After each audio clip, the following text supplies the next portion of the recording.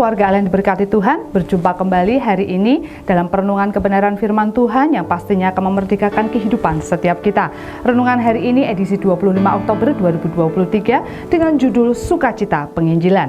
Ayat renungan diambil dari Lukas 15 ayat yang ke-10 yang mengatakan, "Aku berkata kepadamu, demikian juga akan ada sukacita pada malaikat-malaikat Allah karena satu orang berdosa yang bertobat."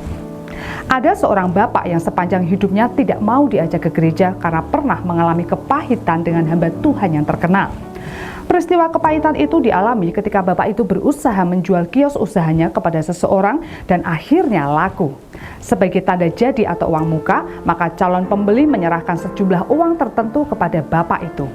Tiba-tiba bapak itu didatangi oleh seseorang yang lain yang menagih uang yang sudah diterima dengan alasan transaksinya tidak sah dan batal dengan nada ancaman dan bentakan.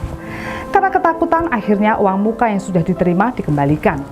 Peristiwa ini membuat sang bapak trauma.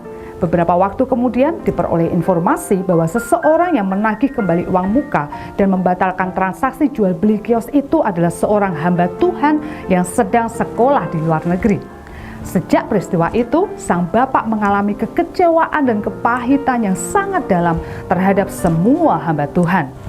Berulang kali istri dan anaknya mengajak ke gereja, namun si bapak ini tetap keras hati.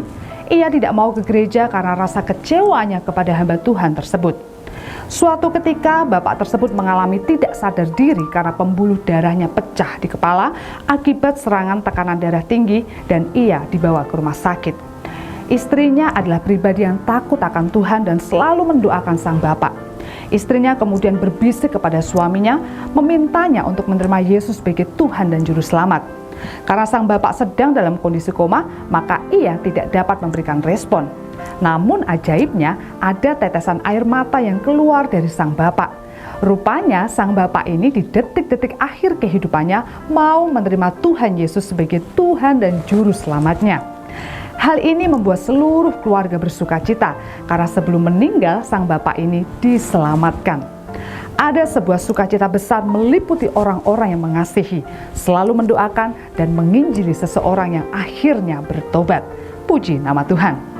Apabila keluarga Allah diberkati dengan renungan hari ini, mari saudaraku silahkan subscribe channel YouTube di bawah ini, berikan like, komen, dan bagikan renungan ini ke lebih banyak orang. Tuhan Yesus memberkati.